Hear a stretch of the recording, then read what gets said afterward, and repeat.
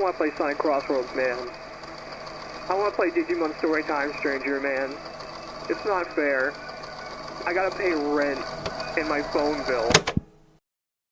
Rest easy, past Van. You got your wish. Or at least half of it. Yep, I recently played and finished Digimon Story Time Stranger after whining about it in my last video. And, yeah, it was pretty good. And while I was scrolling through Twitter, yes, I'm on X the Everything app, you should follow me, I saw a post by Digimon YouTuber KarnEX saying he wasn't interested in continuing his series on giving Digimon partners to characters outside the franchise. And me, Ever the Vulture, was like, so you're not gonna eat that? So I'm combining my two most prominent fixations at the moment into one video, giving the Sinners of Limbus Company their very own digital companions. Ooh. This is new territory for me, so feel free to comment down below if you disagree on any of my choices. Also, for the sake of my sanity, we'll be assuming that our bus-bound found family has been transported to the digital world for this adventure. Digimon inherently break so many taboos of the city that if you dropped a Gundramon in there, I think the head would genuinely pick the nuclear option immediately. I'll be going in Kanto order, so let's start with Dante. I think it would be fun to saddle them with a more non-combative type of Digimon, sort of like Bokumon from Frontier, so I decided on Monitamon. These Digimon are known for watching other Digimon from the shadows, so I think one could have a plethora of info they could share with the Sinners and act as sort of a replacement for Dante's PDA in this otherworldly scenario. And also, they both have appliances for heads, and that's too good of an opportunity to pass up. For Gregor, I don't want to give him a Digimon, but an Appmon, because he's the outcast. Specifically, I wanted to give him Hackmon. I mostly picked it at first because they both have an attack where their arm gets big. Plus, they are a cute little boo-boo bear, and I love them.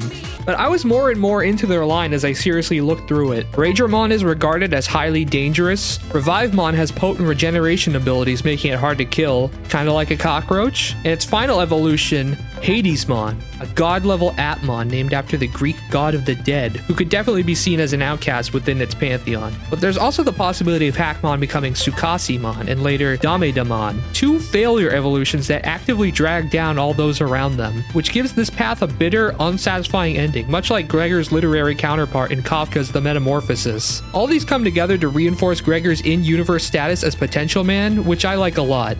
Next up is Rodion, and I decided to give her Guilmon, both because Guilmon possesses the digital hazard on its chest, a mark that visibly shows its inherent significance and potential, and because the Guil in its name is derived from guilty, 2 points that Rodia struggles with, her deep desire to be seen as special, and the guilt that eats at her from the consequences of trying to achieve that in the past. It's also more fire-aligned, which makes her a good contrast to how Rodia is usually associated with the cold. I think it'd be cool to have Guilmon become Flame Wizardmon at the champion level, and later Mistymon at the ultimate level. I like the idea of them becoming these sort of heroic archetypes, the kind you'd see in fairy tales as the main character, and about here is where I think Rodia would have a major misstep in raising them. Perhaps her jealousy seeing someone become what she couldn't be, corrupting them into Chaos Gallantmon, a once noble warrior that has fallen to darkness. And a cool fact about Chaos Gallantmon is the name of one of its attacks, Judecca Prison. You know Judecca, the place in the Divine Comedy located in the coldest part of hell where people are frozen and contorted? Sound familiar? Of course, that's all just a bump in the road for their true Mega Digivolution, Medieval Gallantmon,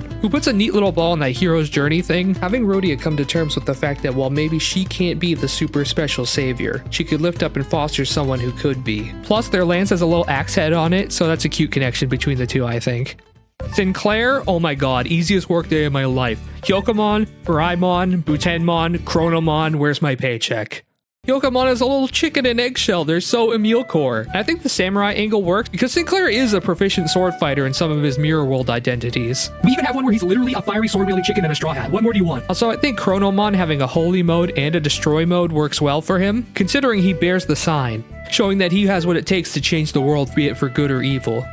Next we have Gisong, and I think it would be pretty fitting to give him Falcomon. Falcomon is a bird Digimon that is unable to truly fly, and obviously that's easily connectable to Gisong, who is heavily associated with broken wings and a longing to fly. Falcomon can then digivolve into another flightless bird, Diatrimon. which kind of fits because it's described as an ancient bird. And Yisong talks in a sort of archaic prose, so I like to imagine they're both old souls. From there, you could have them become Crowmon for the easy crow connection, which Yisong also shares imagery with. Or you could keep up the flightless pattern a bit longer with Delumon. But ultimately, no pun intended, I'd want to see them truly take wing when they finally digivolve into Su Xiaomon, one of the 4 sovereigns of the digital world known as the God of the South, which is appropriate as Yisong lived in the southern districts of the city for most of his life. For Ishmael, I can easily see her with Gomamon. They both have red hair, an aquatic background, and the carefree Gomamon has been paired with a high-strung neurotic human to great effect in the past, as seen in Digimon Adventure. From there, we can follow a solid path of oceanic digivolutions. Gomamon to Dolphmon to Mermaidmon to Ancient Mermaidmon. Personality-wise, Gomamon becoming a dolphin is fitting, and mermaids represent transformation and independence, which works with her character arc in-game. For an interesting potential dark digivolution,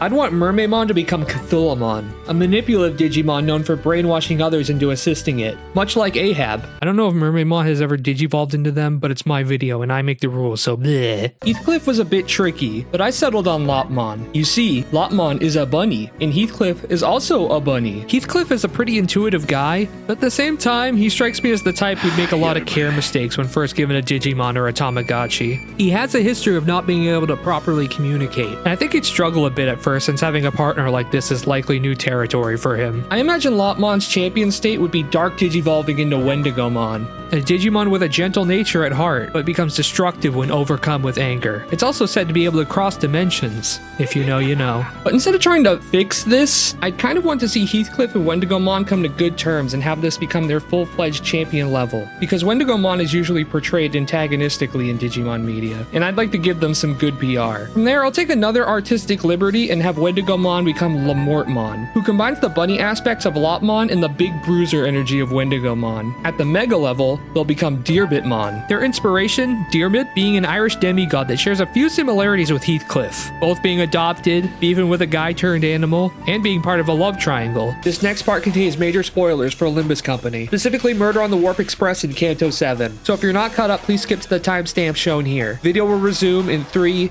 2, 1, now. Alas, Don Quixote was a bit too easy. So for a fun thought experiment, I thought I'd give her and Sancho a shared Digivolution tree. Both would start at Dracmon, and for Don's side, they'd go to Starmon, to Super Starmon, and finally Justamon. Dawn and Stars are a natural fit. She even has them in her eyes sometimes. God, that's such a fucking AI line. Why did I write that? And of course, her obsession with heroics makes her a good partner for a Digimon based on Kamen Rider. She even does the Kamen Rider pose in Spring Cultivation. She's literally me. And for Sancho, Dracmon would become Sanglumon, then Matadormon, then Grand Dracmon, doubling down on the vampire side of things, naturally for being a blood fiend herself. And Grand Dracmon having a quadrupedal lower body, sort of giving it the appearance of someone mounted on a riding animal, I thought it was apropos. Spoilers are gone now, you can come back. It was really hard to figure out Hong Lu's partner at first, but I think I'd like to give him Labramon. I mostly went with that at first because Labramon digivolves from Xiaomon, and that's Chinese. I don't know if Hong Lu had a dog growing up, but I feel like he'd have wanted one if he didn't. Labramon would digivolve into Sisamon, since Shisas get their origins from Chinese guardian lion statues, and because Sisamon is said to be an ally to the kind-hearted, with kindness being something that Hong Lu holds in high regard. Next up would be Tilinmon, which is also based on something of Chinese origin. Said to appear with the imminent arrival or death of a sage or ruler. And for its final digivolution, Erlangmon, a righteous warrior based on a Chinese folk hero and god, Erlang Shen, who, like Hong Lu, is associated with water, wields a spear, and has a special eye. And he even has a dog. So the choice to go with Labramon gets a good payoff. Oh boy, it's Ryoshu. We're in this character's Kanto hasn't released yet territory. I just know some of these choices are gonna age like milk. I feel like I really need to be careful with what Digimon I give Ryoshu, since she is very easy to provoke. So she's getting a Kotemon. They have big kid going to kendo practice energy, and Ryoshu is parent, so I think she wouldn't mind having a child that also has a sword. I don't think she would necessarily treat them like she would a child, but I need at least a fraction of that dynamic for her partner's safety, and because it's cute. Kotemon would digivolve into Mushamon, since I think Ryoshu's own mannerisms and fighting style would inevitably rub off on them, especially given Musyamon's description, a sword fighter with a peculiar blade that has fallen from grace and lives for violence. Then, as a dark Digivolution. It would be cool for them to become Oboromon, an undead Digimon who lost themselves to hatred after killing so many others, no longer having a sense of self and now aimlessly shambles around, fighting for the sake of fighting, which is a path I can see a potential bad end Ryoshu going down. Also, haha, funny hell screen reference, Yoshihide's kid dies. For their true ultimate level Digivolution, I just go with Murasamemon. I don't have a detailed explanation for this choice, I just wasn't huge on any of Musumon's quote-unquote canon Digivolutions, and I wanted to continue the line of Eastern Virus attribute swordsmen. Speaking of, next in line and their final form at the Mega level, Gaiomon. I like Gaiomon here because it has a decent amount in common with Kotemon, both being part of the Dragon's Roar and Nature Spirit families of Digimon, and both having fiery sword attacks like Ryoshu. Also, Gaiomon has Ito mode, where it only has one blade instead of two, so if you're a stickler for the line sticking to a one-sword fighting style, well, there you go. Meursault! I want him to have Solarmon. I know that sounds like low-hanging fruit, but hold on. Yes, there's the obvious reference to the sun with Meursault's literary counterpart in The Stranger, and his faithful hot-ass day on the beach. But I like that they are gears, and Meursault could definitely be described as a cog in the machine, lacking initiative on his own and doing what he's told without question. They would digivolve into Clockmon, who is a Digimon noted for their neutrality. I like to imagine when Clockmon first shows up, some of the other sinners start musing that they're like Dante, much to their manager's chagrin. Clockmon would digivolve into Phantomon, it being a Reaper in reference to Meursault's act of murder in the book, and also possessing a chain which Meursault is associated with. Of course, Meursault's Digimon would Dark Digivolve. As the game hints, he does have a history with a similar phenomenon in-universe, and I can see Necromon fitting the bill for an unrepentant killer. And for its true Mega level, I choose Dullahamon, as the Headless Horseman is also associated with death, fittingly said to foretell a death within the family, maybe a mother, and it also keeps its chains from Phantomon, and it having a detached head serves as a neat reference to Meursault's fate in the book by beheading. On a related note, Phantomon, Necromon, and Dullahamon all have the execute keyword in the card game, with executions being another thing Meursault is tied to in series.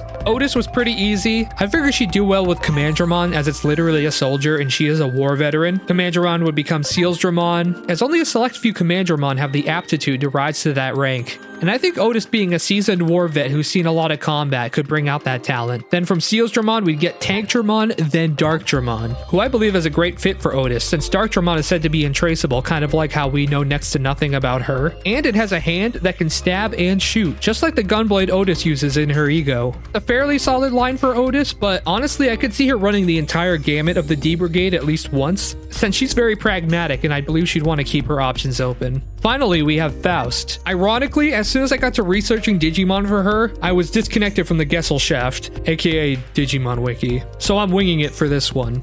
What timing, am I right? I'd give Faust Machinamon, as something that's part living being and part machine fits her as a person linked to a sort of hive mind database. Machinamon would digivolve into Witchmon, because Walpurgisnacht, and because sorcery in the digital world is derived from advanced programming languages, and that fits her scientific background, I think. Wisemon would follow, and suitably Ancient Wisemon after, as they fit that sort of space-time record-keeping thing that the Gesellschaft essentially is, especially Ancient Wisemon, since it also has access to a large database of information in the Akashic records. I also considered Quantumon for the Mega level, but I thought it might be too busted.